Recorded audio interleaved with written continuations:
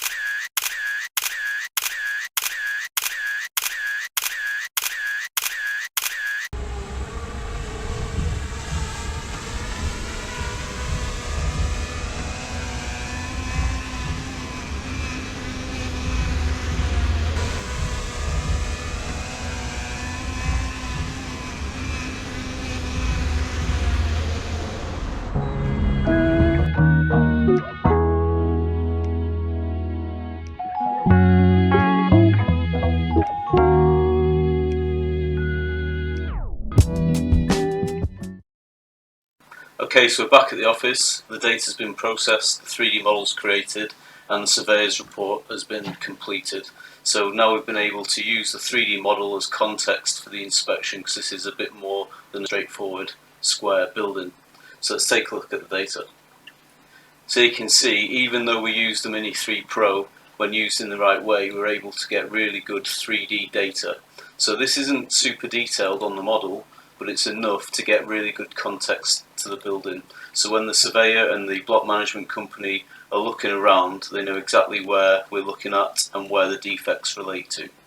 So on the model you can see here we've got various issues annotated. These are all issues that have been picked up by the surveyor's condition report, and if we turn on the titles we can see exactly what they are at a glance.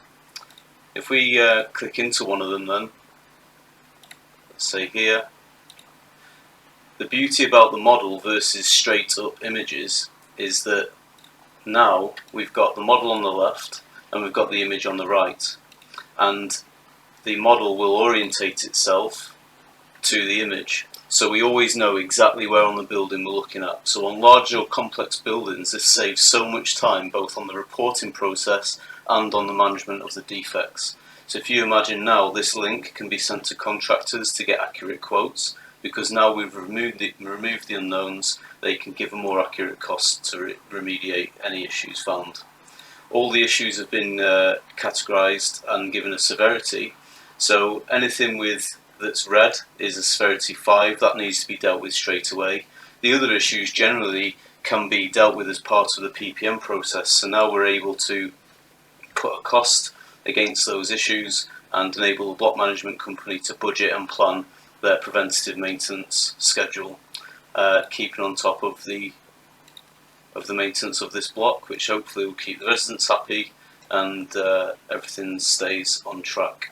So this is just a good example to show that you don't need a super high powerful drone. This was done with a Mini 3 Pro, and when used in the right way it still worked out really well. Finally, we've got the 2D orthomosaic, again derived from the Mini 3 Pro, which really serves as a good overview. It's not really detailed enough for inspection, although it could be captured that way if you wanted, but this is really just for an overview, again to see what's going on at a glance, and then you can click into the individual annotations to see exactly what the issues are, together with the surveyor's comments. And if needed, this can be exported to an offline report, although we always try and encourage our clients to use the actual platform, because you're benefiting from the 3D, the high resolution images. It's all in one place. You can share and collaborate. So if you're a block management company and you want to work smarter, then give us a shout, and we'll see you in the next video. Thanks.